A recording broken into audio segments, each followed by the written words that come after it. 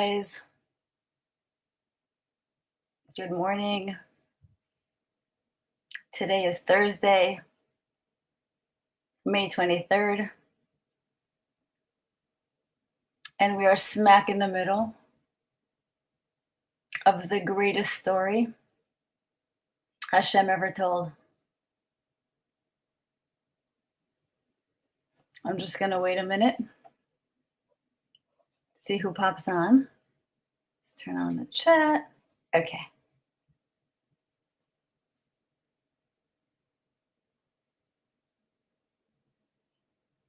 We got some people. I don't like talking to myself. I need at least one person here. Hi, Karina. Thank you so much for coming.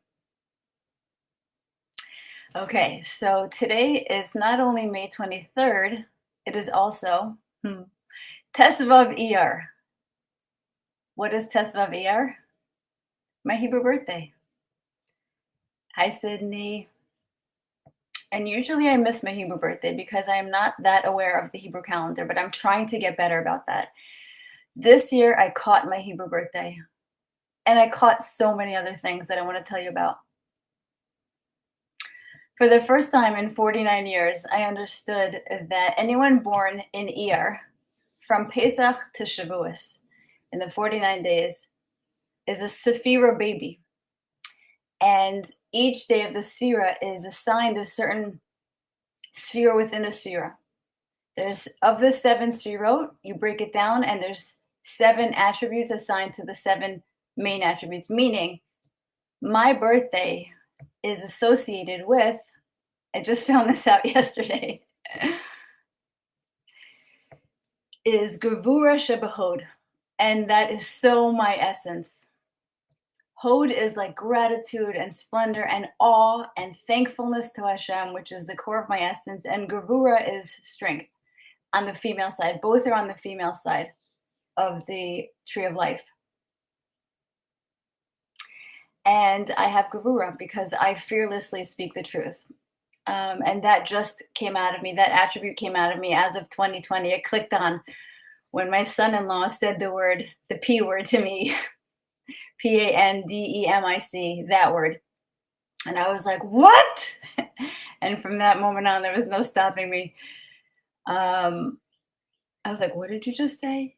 No, it's not. And hi, Hiroko, UMC. I don't know your real name, if that's your real name, but thank you for joining.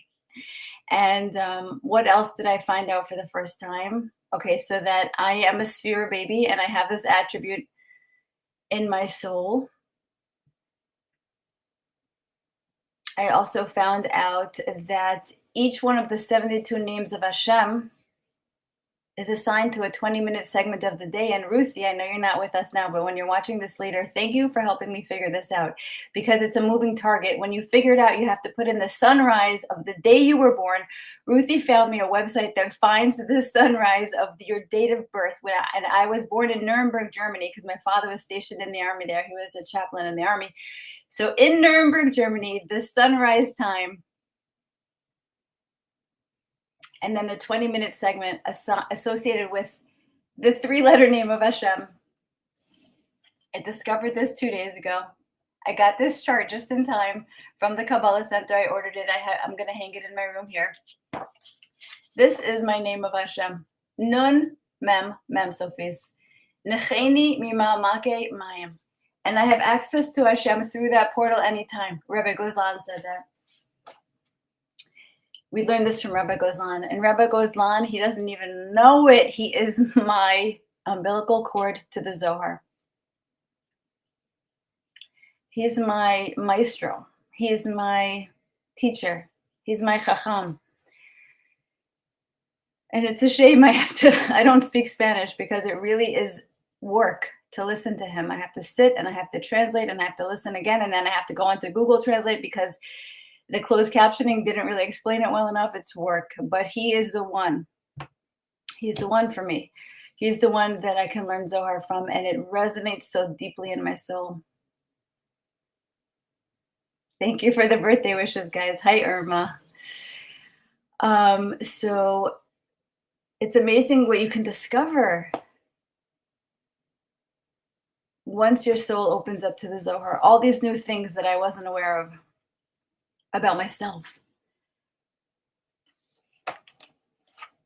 So today is a big class. Today's a big one, guys. Today's a big one. Originally, I was nervous because when I went to open the Zohar to read it on Shabbos, I was like, shoot, there's only 5 pages on Parshas Bahar. There's only 5 pages. What am I going to talk about? And then Hashem was like, oh, yeah, there's going to be a lot to talk about. And there is so much to talk about. It is a huge topic we're going to talk about today, guys. Massive, massive topic. And what was a divine synchronicity for me, a divine redundancy for me this week was, as I am immersed in Kabbalah, reading Kabbalah, and also immersed in Billy Phillips' course, Unredacting Jesus, simultaneously, watching one, learning one, they intersected. All of a sudden, I'm in episode 48, and Billy starts talking about Parshas Bahar, this week's Parsha. He doesn't talk about any other Parsha in the whole course. Parshas Bahar. What is inside of Parshas Bahar?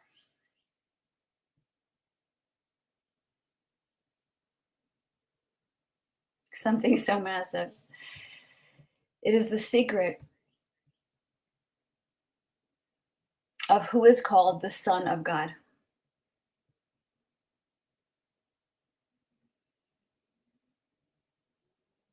And this helped me understand how Christianity, what is Christianity? This is what Billy taught me. What is Christianity? Thank you, Dana. Christianity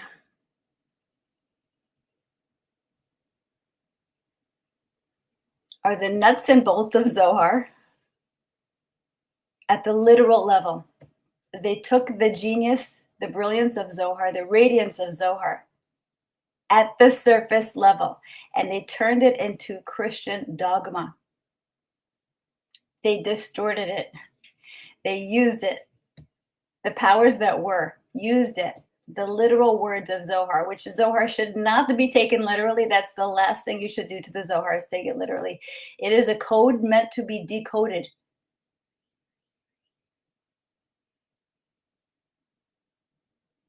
So I finally found out the thing that used to irk me so much when I would hear Christians say the only way to the Father is through the Son. Like there's only one way, when we have to go through Jesus.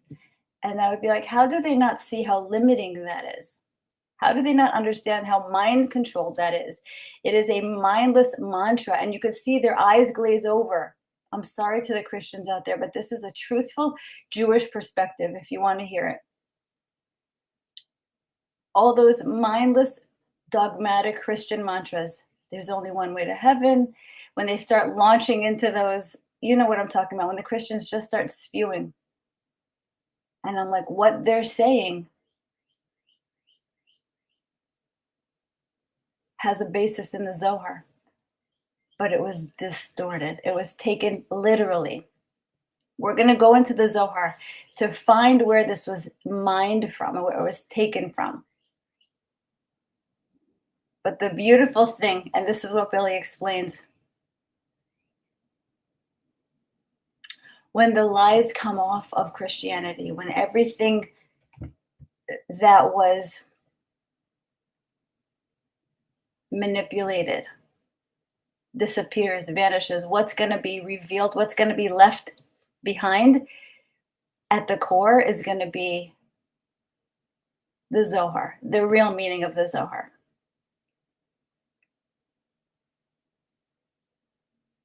And through this, Billy calls it the umbilical cord to God. Through this umbilical cord, they will understand the true teachings of Jesus, not the ones that the church, that the Vatican took and distorted. The true teachings of Jesus will be familiar to the Christian people. And hopefully to the Jewish people too, because the work of the Jewish people now is to learn Zohar. So we could learn these fundamental teachings as well. not the literal, but the deep meaning of them, given to us by Rabbi Shimon Bar Yochai, which is very timely also, because on Sunday is the yurtzeit of Rabbi Shimon Bar Yochai, and also the day, the 33rd day of the Omer, is the day he came out of the cave and gave us the Zohar. I'm going to go live on Sunday morning. I'll announce a time. I'm not sure the time yet, but I'm going to go live and we are going to tap into the voltage, the high voltage energy, the Rabbi Shimon Bar Yochai energy of Sunday.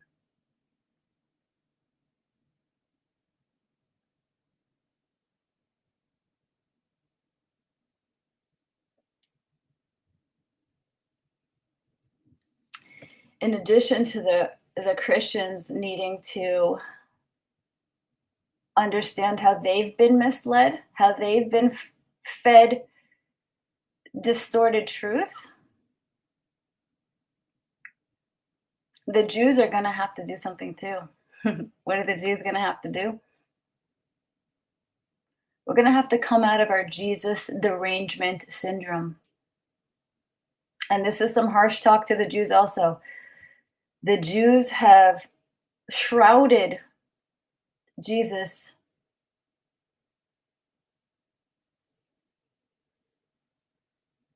in this false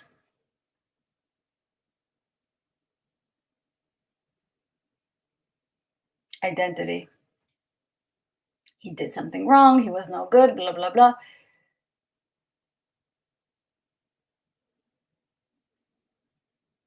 From what I understand from Billy, and Billy went into a 800-page manuscript. He was given special access to the manuscript of Moshe David Valle, V-A-L-L-E.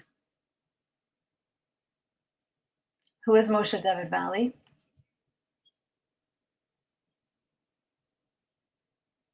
He was a Makubal in the 1700s. He was the teacher of Reb Moshe Chaim Luzzatto, Italian Kabbalists. And there's no Jew who's going to say the Ramchal was not the holy of holies. He was the teacher of the Ramchal, and he wrote a manuscript that was buried. They buried it. And Billy found it. It's hidden in 3 places: in Belgium, in JTS, the Jewish Theological Seminary, and one other place, I forget. And he got to it, he got his hands on it, and it talks about Jesus. And you have to get this course to find out what that manuscript says about Jesus. This course is worth every penny of the $99 that it costs, because it is illuminating. And more than it satisfies me about who Jesus was, it gives me the gift of understanding what the Zohar is. What the Zohar is. It's the Holy Grail. I changed the name of my YouTube channel. Zohar is the Holy Grail. Every tale, every time you hear the word Holy Grail and the Knights Templar, it's talking about the Zohar. They were after the Zohar, which was buried in Jerusalem. I don't want to give away the whole course, but you must watch this course.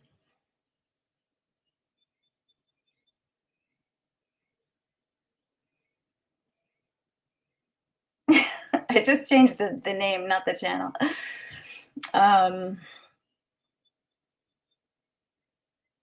Gosh, it's so much.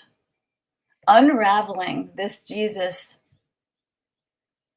distortion both ways for the Jews and the Christians, that's the 2 bandages.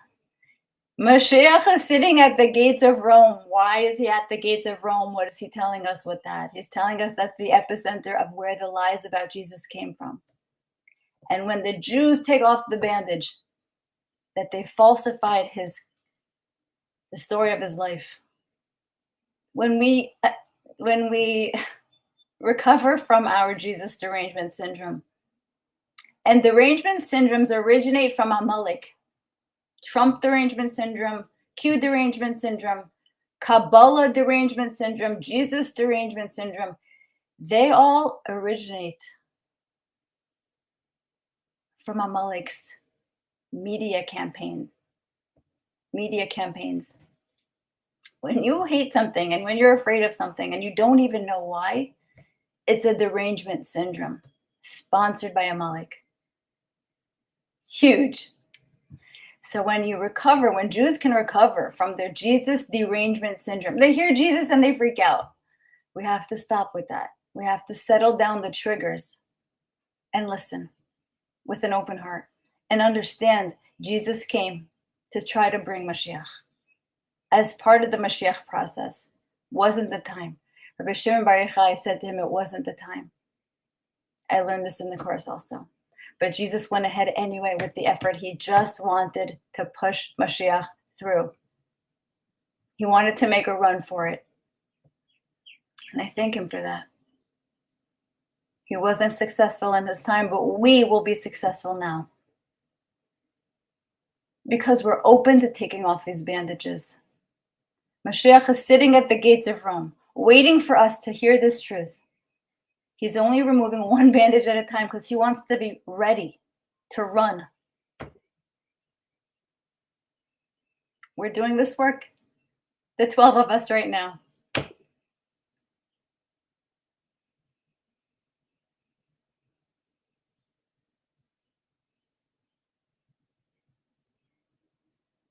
Okay. I want to go and start with the notes I took from Rabbi Gozlan on Parshas Bahar that will lead into what Billy taught.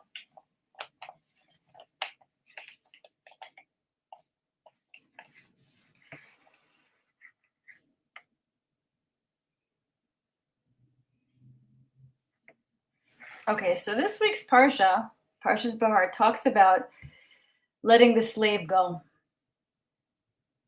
in the year of Shemitah and Yovel. It opens into a discussion of what is a slave versus a son. So Rebbe goes on, starts by saying a big sod, a big secret of Zohar. He says, faith protects you from all attacks of man. And faith grants you everything you want. One who spares no effort to do the will of Hashem, his blessings are multiplied by 100. That is somebody of faith. The somebody of faith is someone who spares no effort to fulfill the will of Hashem. That's the definition of a man of faith. The next question is, what is the will of Hashem?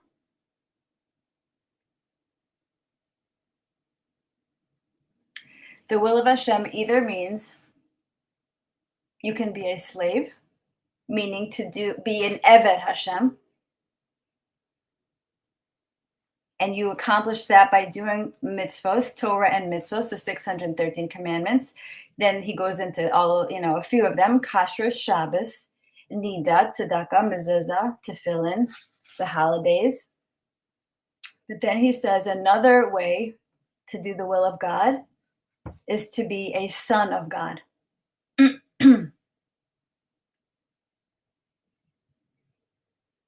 How do you become a son of God?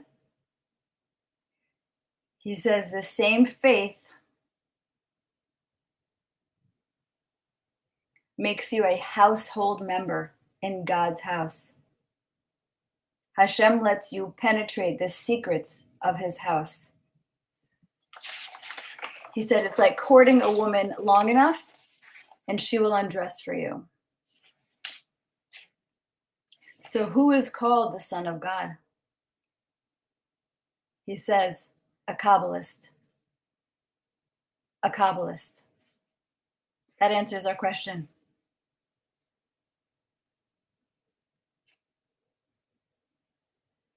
Who has achieved with all his efforts not only to be a slave, to be an Eved Hashem, to do the Torah and mitzvos, but also to be a son. He has been given permission to scrutinize the deepest secrets of his creator and obtains power to alter any natural law and to perform miracles. That is the Son of God. The study of the tree of life,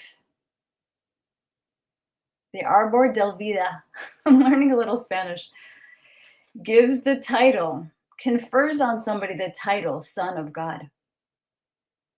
Both slave and son are unfailingly tied to their owner and to their father. Hashem declares in heaven, you must respect that person because he is a Baal Hasodot. He is a keeper of the secrets.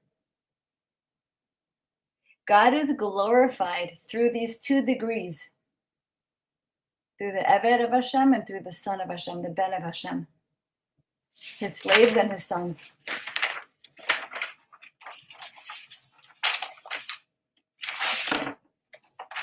So there you have it. This is Parshas Bahar. This is where we get the concept of the Son of God.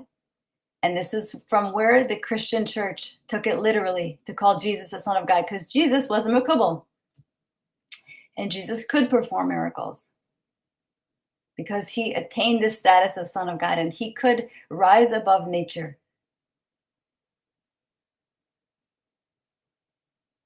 But then they took it and they said, you must worship God through him, which is the last thing Jesus would have wanted.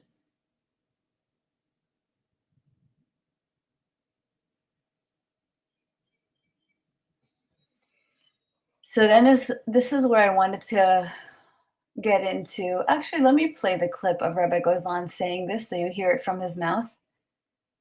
And then we'll play the clip of Billy.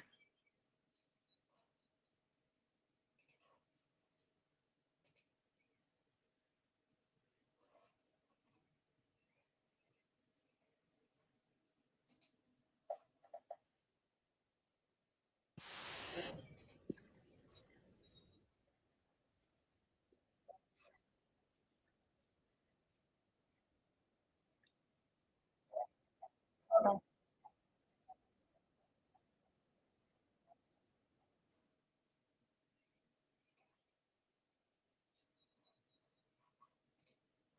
Why is that not sharing?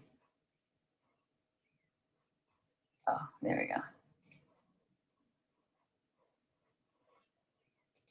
Y ahí dice, y feliz es el Hijo único que conoce los misterios de su Padre y que lo domina todo. ¿Sabéis lo que quiere decir? Que con los secretos de la Torah puedes dominar cualquier situación en este mundo. Eso es lo que quiere decir. Eso es el Hijo de Dios. Es llamado Hijo de Dios. Es el cabalista que ha conseguido, con sus esfuerzos y sus misbot, no solo ser esclavo de Dios, sino ser hijo de Dios, y le han dado el permiso de escudriñar hasta los más profundos secretos de su Creador y consigue el poder de alterar cualquier ley natural, es decir, de hacer milagros. Y ahí dice, y feliz.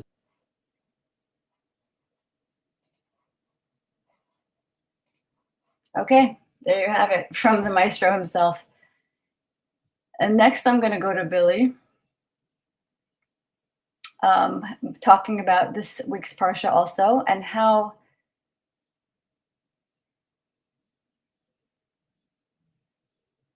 that Christian dogma was sourced from Zohar. You guys ready?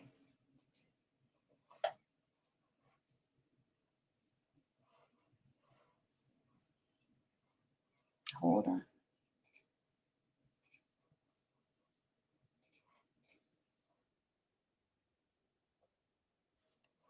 Oh, shit. Hold on. Technical difficulties.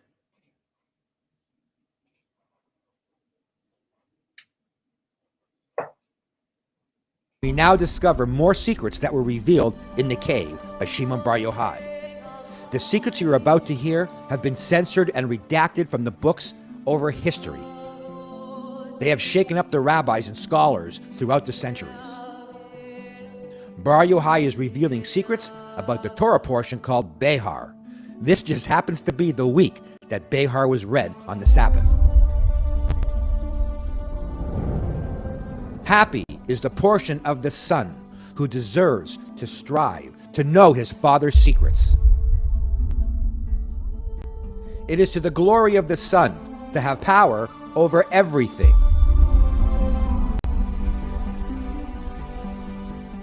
Like an only child whose father gave him authority over all his secrets.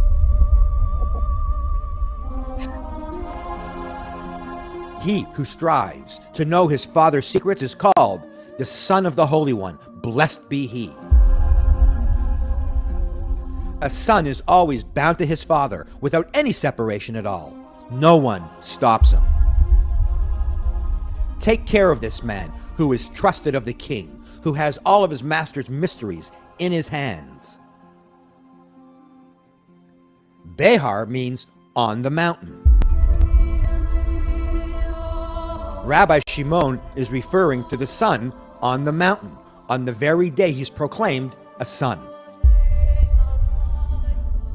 This is a man of whom the Holy One, blessed be he, proclaims throughout the hosts and legions of all the worlds and throughout the firmaments. From that day onward, that man is known and recorded in all worlds. And the Holy One, blessed be he, needs nothing but him alone.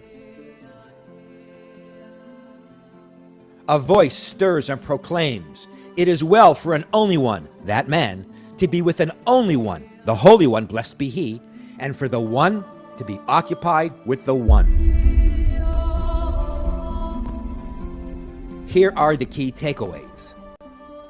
The one who strives and masters the secret wisdom of Zohar, he's called the Son of the Holy One, the Son of God.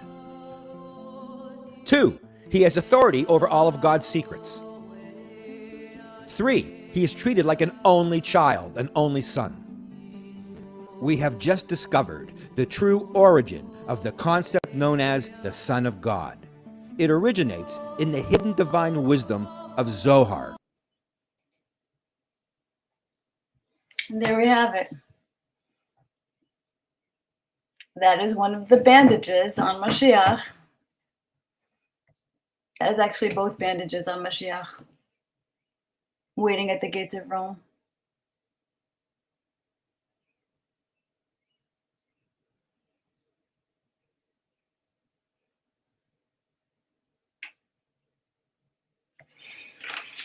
Okay, let me just see what else I wanted to read to you guys.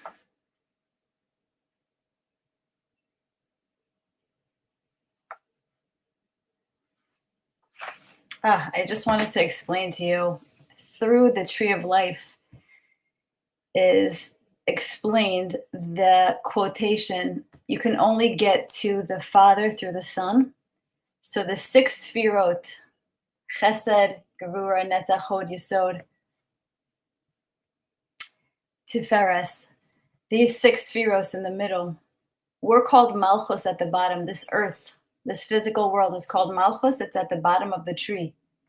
The Father is called Keser Chachma and Bina. The 3 at the top is the Father of the tree. The Son is the Zeir Anpin, is the middle of the tree, is the Olam Hayetzira, is the emotional realm. We can only reconnect. We can only get to the upper part of the tree, the Keser Chachma Bina, through the Son, which is the Zeir Anpin. So Christianity took this and said, you can only get to the Father through the Son. It's talking about the tree of life. It's talking about access to Hashem. They took it. They took it at the literal level. That's the kindest way to say it. They took it at the literal level. But once we all go deeper, we reunite inside the depth of the Zohar. Humanity reunites. Because within all religion is embedded, encoded, encrypted, the Zohar. And when the bandages come off the Zohar and the light is revealed, we all come together and share the light. The light is for the world.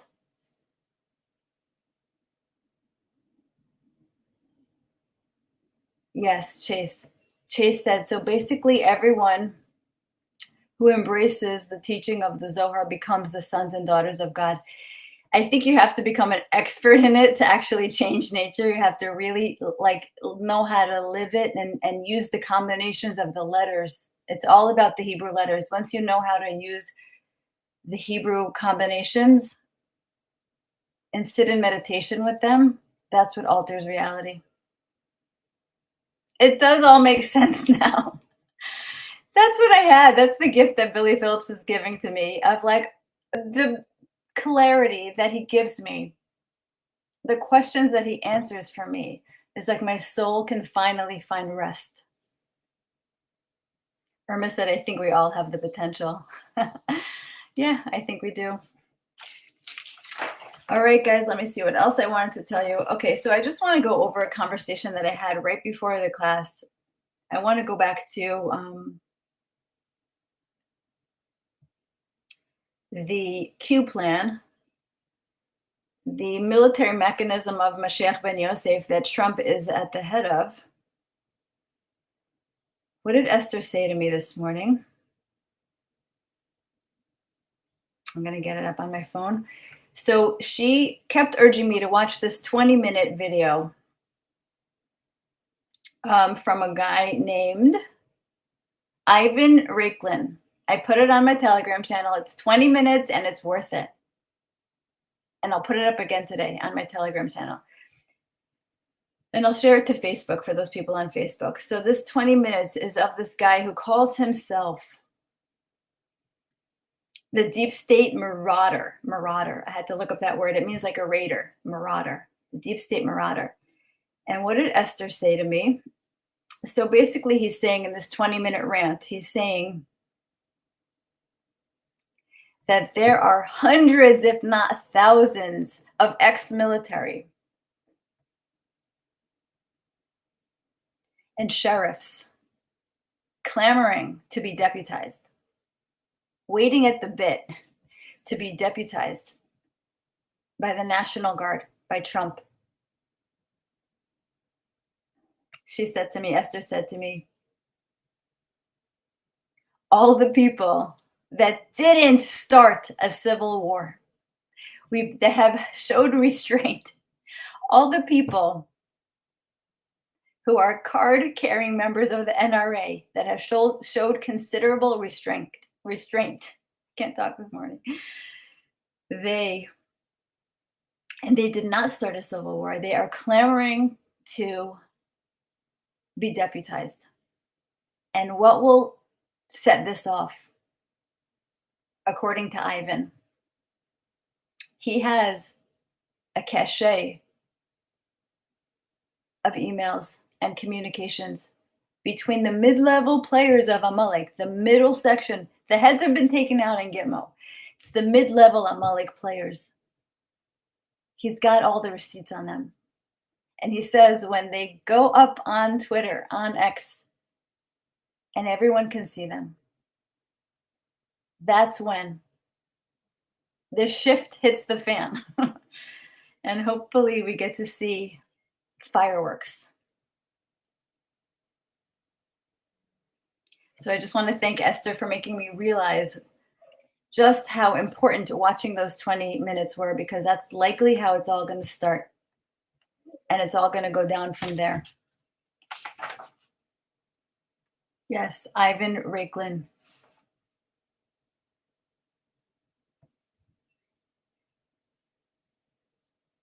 Billy also said a sentence that I wrote down that I loved. He said,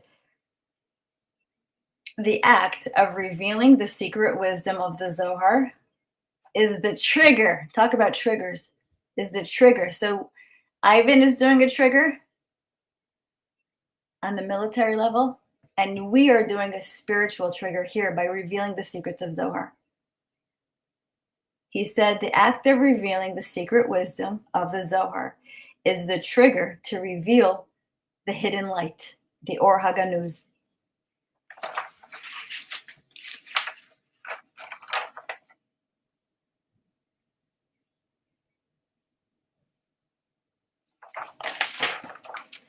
I also realized that in the past 8 months that I've been studying the Zohar, that I have been immersing myself with Rabbi Gozlan, with this course from Billy, reading the Zohar every Shabbos. I've picked up the language of Zohar, that when I hear other people speaking Kabbalah talk, I'm like, I understand what they're saying. And it's revealing itself to me like lightning insights. And like David Guillaume on Instagram, I'm like, oh, this is it. There's like yeshivish read. Like when you hear yeshivish people talk, you understand what they're saying. Like my brother Moshe had his 12th baby, and I went to the bris on Sunday in Baltimore, and he gave like a 20-minute speech in yeshivish read, like yeshivish speech, and I understood it because I grew up with it. And now it's like Gemara talk, And now I understand Kabbalah talk. It's its own language. Kabbalah is its own language, and you have to develop the ear for it. And like I could hear somebody give a speech, and I'm like, oh, they're Kabbalists. They're studying Kabbalah. And it's a little different than Hasidus. Kabbalah is its own language, a little different than like the way Lubavitchers speak. It's a little different, and I love it. It's my language.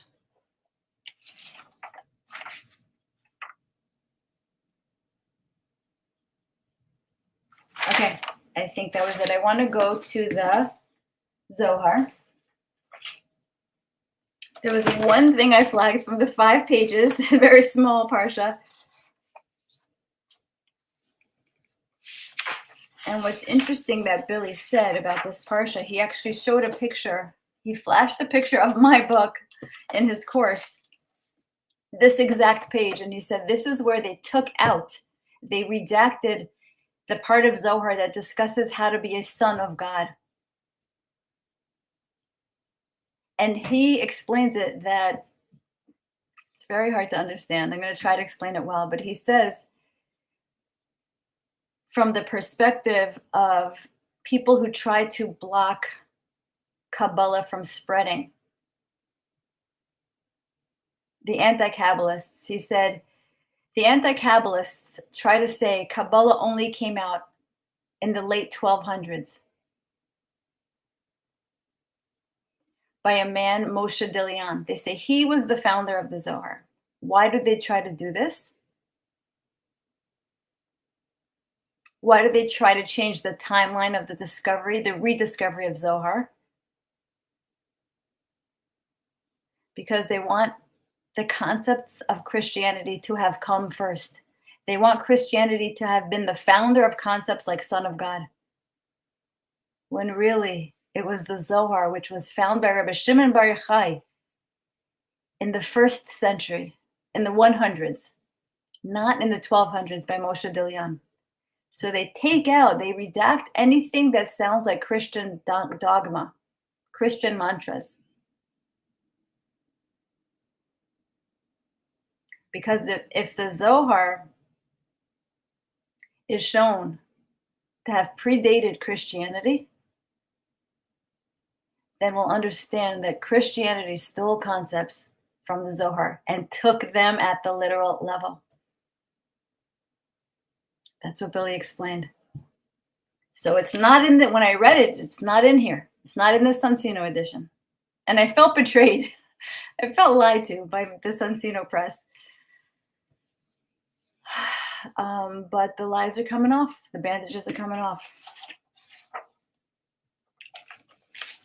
I also ordered this week a Hebrew version of the Zohar. So I'm excited to get that. I could read it in the Aramaic and the Hebrew with Rev Ashlag's commentary. It's the next level for me. Chase Freedom, I want to read this. Ivan is assuming the role of the sheriff arresting the Erev Rav. But that is just the movie.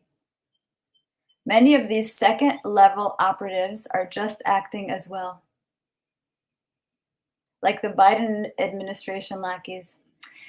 I agree and I disagree, Chase, because I think that that is their perspective, and they are given that mission. The mid-level players of Amalek are real entities that need to be taken down, and we need sheriffs to take care of that level of reality. Okay, Parshas Bahar. I'm going to read to you in the Zohar. It's talking about Shemitah. And if you say, what shall we eat? Like when you, after 6 years of working the land, you're supposed to let it rest for a year. And people worry, what are we going to eat? That's the verse in the Torah. Reb Judah cited here the verse, trust in the Lord and do good. Dwell in the land and follow faithfulness. The Hebrew of that is Batach b'Hashem v'yaseh tov. Shechan aretz ure'ei emunah. Observe, he said, that as we have learned, the deed below arouses activity above, as it says, and ye shall do them. B'tach b'Hashem v'asei tov, and do good. You should do. It's in the doing down here that arouses corresponding supernal activity above. As much as to say, by your action below, you make those above. Hence it says here, do, make good, being a reference to the tzaddik, to the tzaddik. When you do this, then that good is aroused. And then you may dwell in the land and follow faithfulness. The earth referred to here is the supernal earth. Shechan aretz, you will dwell in the supernal earth, with which none can abide, save he first arouses good on earth, this earth. But if he does that, he may dwell in its midst, and eat its fruit and delight in it. And the same meaning is in the words follow after faithfulness. Re'ei emunah. We may also take these words to mean concentrate all thy thoughts upon the Shekhinah. For if you arousest not this good to meet the Shekhinah, bestirrest thyself not to meet the Shekhinah, this good departs from the Shekhinah, and thou cannot approach her.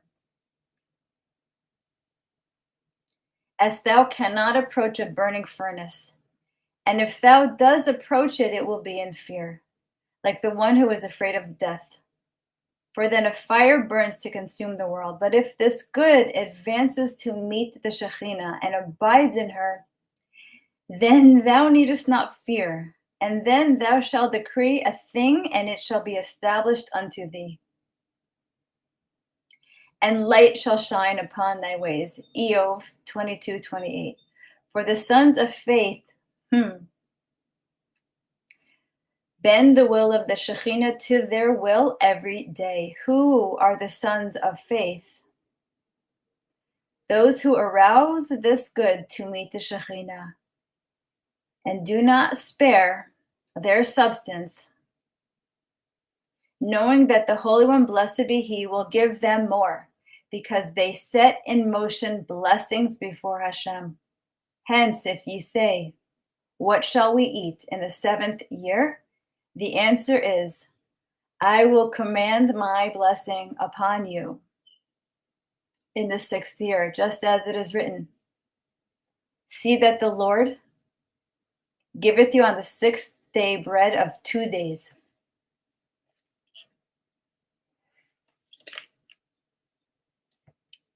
As Rav Yossi and Rav Chia were once traveling together. Okay, this is an interesting story that's coming up.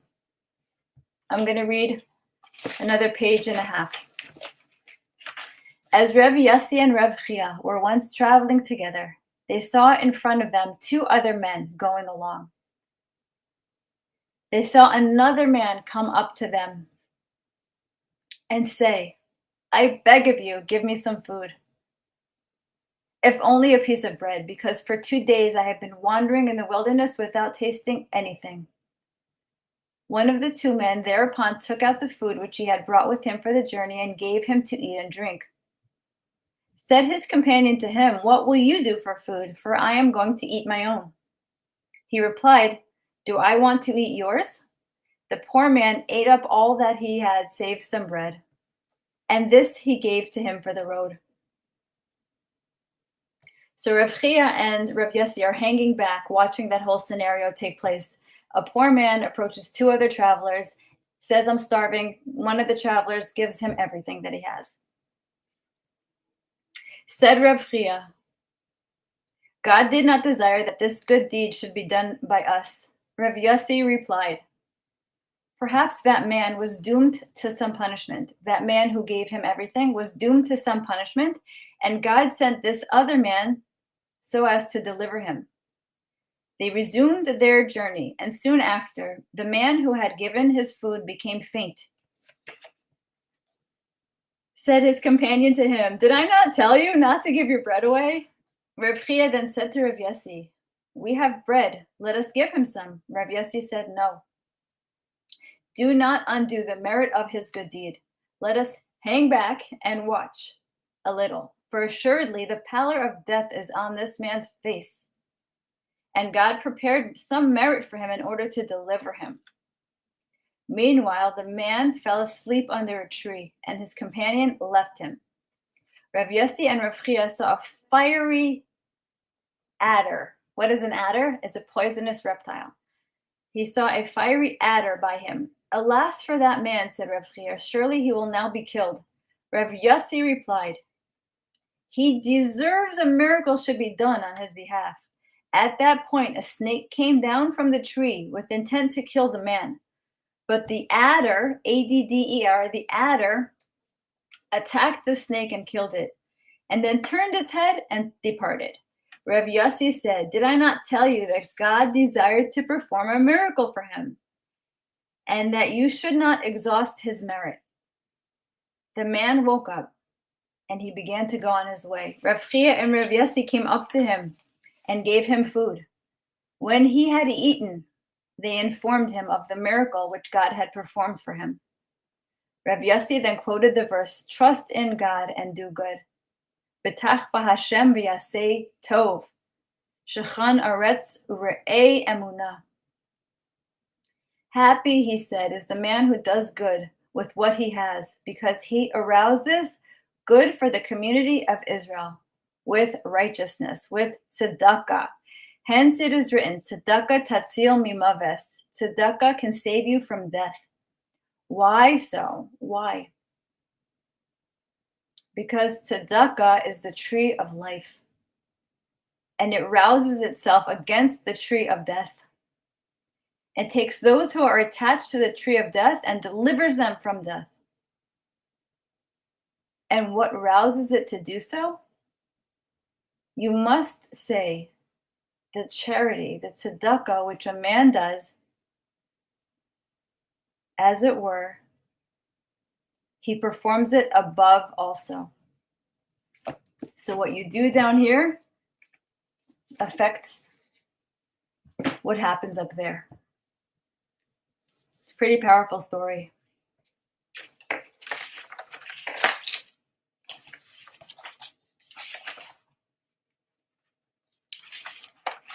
I want to give you guys a gift on my birthday. First of all, let me give you a bracha. It's my Hebrew birthday. That everybody listening, everybody trying their best to delve into Kabbalah, to understand the secrets Hashem is trying to reveal to us. And really everybody in the world. We should merit, we should be Zohar to see Hashem's fullest glory this year, soon. We should be able to handle it in our system. It should not overwhelm the system because we're sitting here studying it together. May we hasten it through our learning.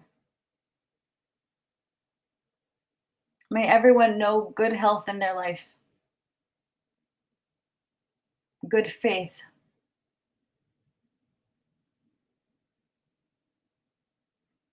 And may we all merit to be called son of Hashem, son and daughter of Hashem. I want to give you guys a present that Rabbi Aryeh Kaplan gave to me. I started to read this on Shabbos. It's called Inner Space. I am so connected to Rabbi Aryeh Kaplan, I can't even tell you. Like, he lights me up in a way that nobody else can. The world only had him for about 40-something years. He was another high-voltage human being. I once heard a story that when he would walk by traffic lights, that he would short-circuit them.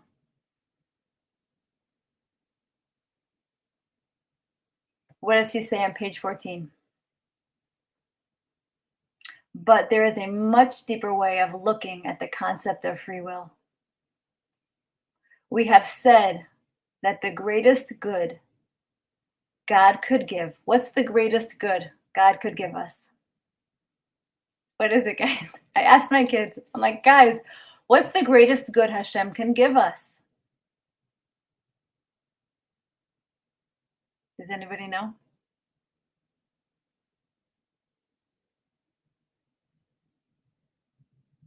The answer is so simple. The greatest good God could give is Himself. Is Himself. The purpose of creation was therefore, guys, this is the best sentence you'll ever hear in your life. Right? It's all correct answers what you're giving, because Geula and mitzvos are all ways, pathways to Hashem. The greatest gift Hashem gives is Himself. The purpose of creation. Are you ready, guys? Are you ready for this? The purpose of creation was therefore a chance, an opportunity to come close to Hashem. That's it. When we speak of coming close to Hashem, we are not speaking of physical closeness. God exists in a realm far beyond the mere physical. When we speak of closeness to Hashem, we are speaking of spiritual closeness.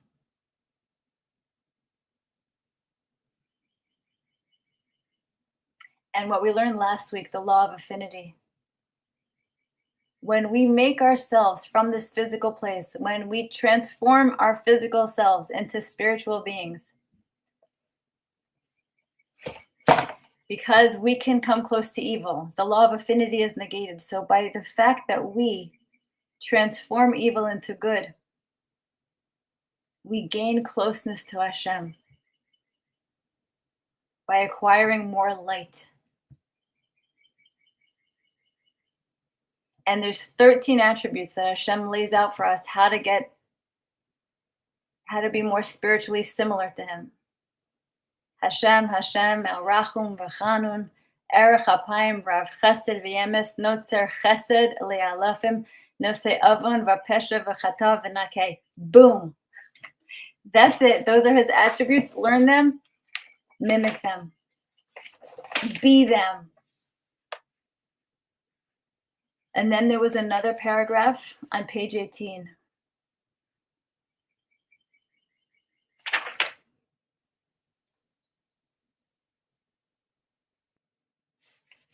Of the 5 parts of the soul, the neshama, ruach, and nefesh, they're called the panemium, the internalizations, because we can draw down nefesh, ruach, and neshama, these 3 attributes of the soul, into our earthly existence. The 2 highest levels of the soul, the Yechida and Chaya, however, will only be internalized in the world to come.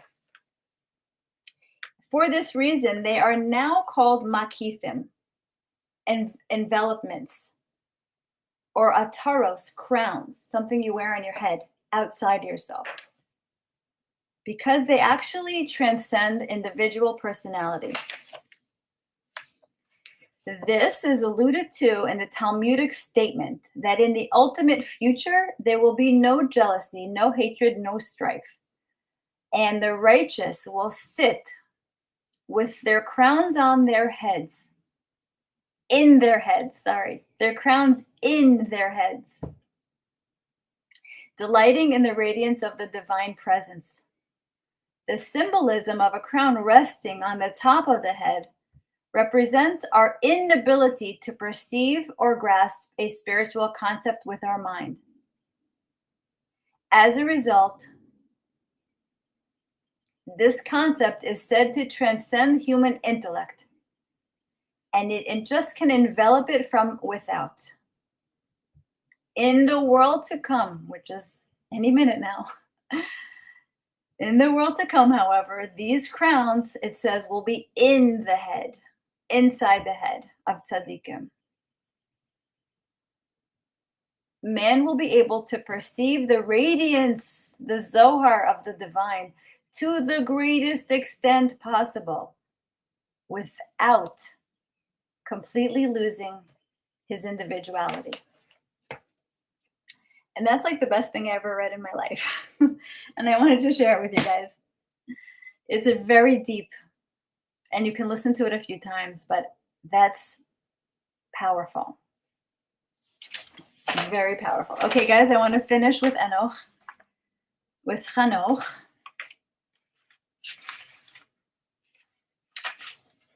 Let me just see if there's anything else from Rabbi Gozlan I wanted to share with you guys.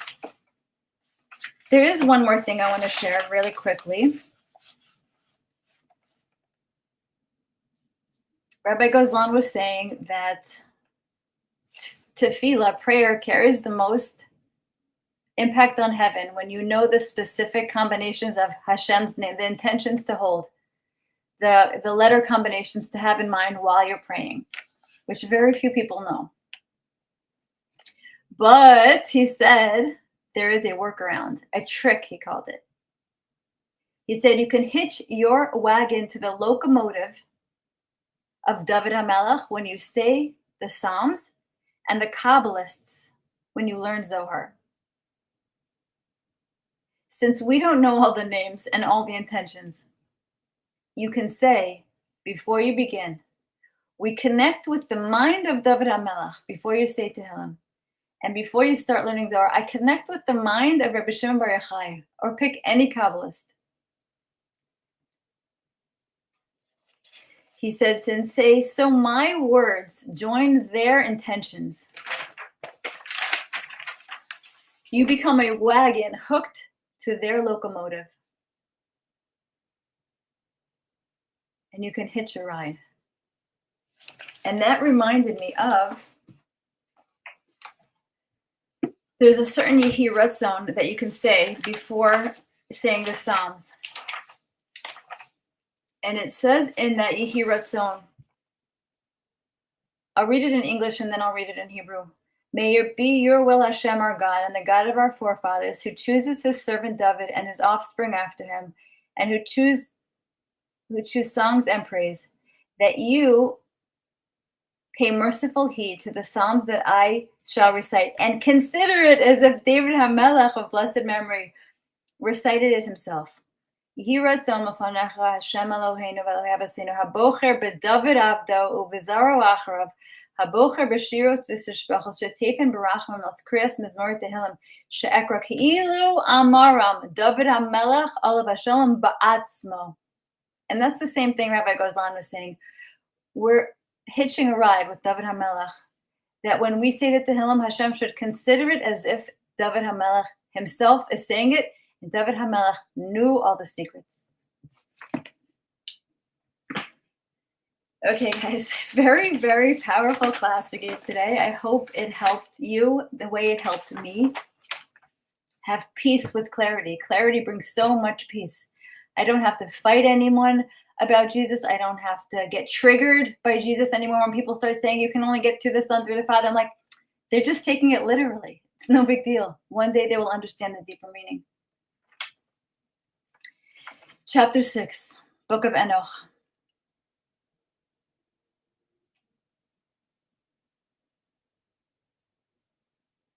Yes, David HaMelech had Ruach HaKodesh. Irma said, whenever I say Tehillim, I feel David HaMelech with me. You're so lucky. Whenever I read Book of Enoch, I feel Enoch with us. Enoch, chapter 6. Enoch lifted up to heaven together with the Shekhinah. During the time of the flood, the great deluge, the angels protested, and they were answered by God.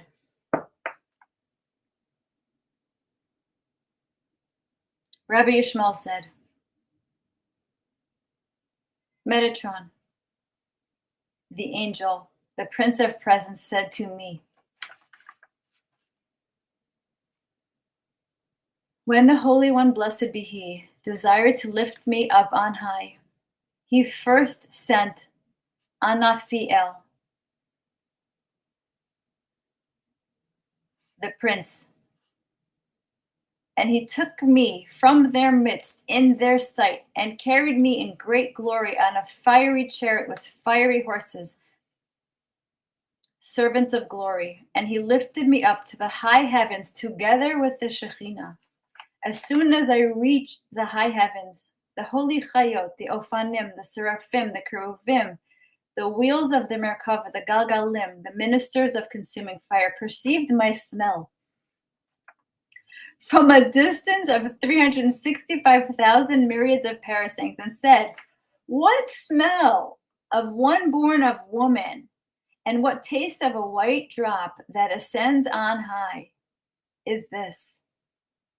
And lo, he is merely a gnat among those who divide flames of fire. That's a pretty bad diss. The Holy One, blessed be He, answered and said to them, my servants, my hosts, my cheruvim, my ophanim, my seraphim, be ye not displeased on account of this, since all the children of men have denied me and my great kingdom, and are gone worshiping idols. I have removed my Shekhinah from among them, and have lifted it up on high.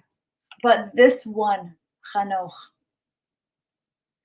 whom I have taken from among them, is an elect one among the inhabitants of the world, and is equal to all of them in faith, righteousness, and perfection of deed. And I have taken him as a tribute from my world under all the heavens.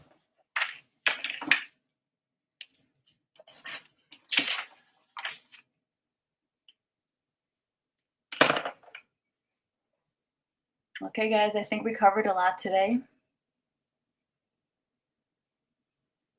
There was something else I wanted to say. Let me just see.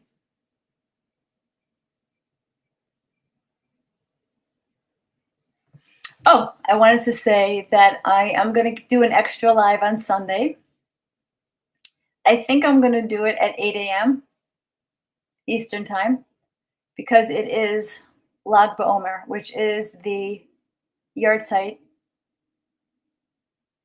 the death anniversary of Rabbi Shimon Bar Yochai. And it is an electric day filled with tremendous energy. It is a portal day, as the New Age community would call it. It's a portal day. And I want us to get together and learn what Rabbi Shimon Bar Yochai brought back to us. I watched 2 classes of Rabbi Gozlan on Lag BaOmer, and I took notes. It took me about 5 hours. And I want to give it over to you guys. So I think 8 a.m. on Sunday, which is hard, I know. But I have an appointment at 9, and then I have my sister and her kids with me the rest of the day. So I want to start the day with these energies and anchor them in. So whoever can join, I really appreciate it. Thank you for coming today, you guys. Thank you, everybody who was here. Amen, Karina. Oh, thank you. Thank you, C. Prouse. Thank you, Chase. I love you guys. I'll see you on Sunday. Mwah.